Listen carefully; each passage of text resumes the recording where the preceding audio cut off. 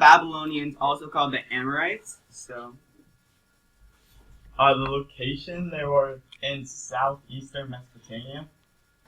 It's near modern-day Iraq, and between the Tigris and Euphrates River. And these are just pictures of where they are. so the time period that they were around was they lived in Mesopotamia at around 2000 BCE. They were Semitic speaking people that settled in northern Babylon around the third millennium. Excuse me. So, and there are people who lived around Babylon from 1792 to 1750 BC, and that's kind of how they formed. And they developed from previous civilizations that we've already learned about, the Akkadians and then the Sumerians, so around 2000 BCE.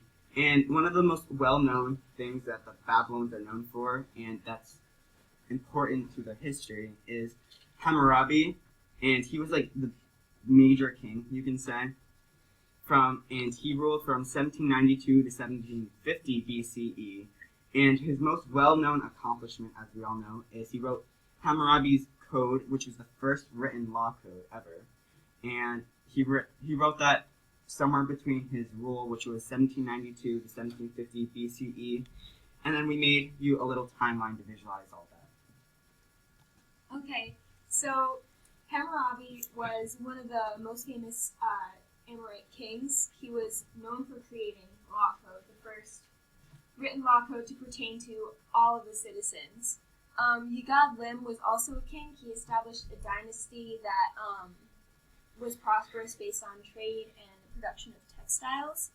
Adoni-Zedek was a god, and he was a leader of an alliance between neighboring Amorite cities.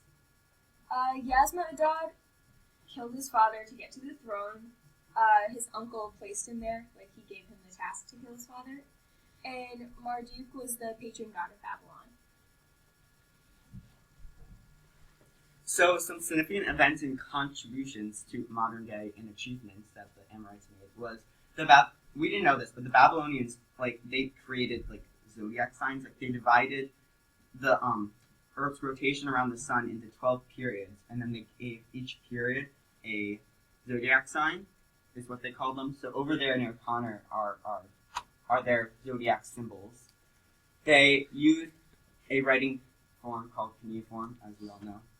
And a significant event was Hammurabi, when he controlled Mesopotamia, because he was the one in charge there, around 1790 BCE.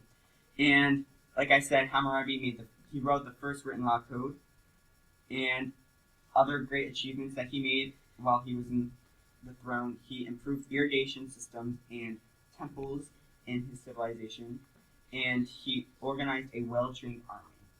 And then also he brought religious unity and promoted the patron god of Marduk, as Gabby said. So, for the decline of the Amorites, they were forced westward in 1600 BC. They were pushed from the north by the Hurrians and from the east by the Kassites, and that made them really difficult to retrace in history, but it's assumed that they established small kingdoms in Persia and Iraq. Some interesting facts are they are most well known for the law, literature, and mathematics. The purpose of the government was to provide protection in temples. The people were responsible for paying taxes of money, goods, and labor, and these were some of the coins they used. Hammurabi's goal was to conquer most of Mesopotamia. His empire stretched from Iran into the east, Syria in the west. And that's it. Thank you.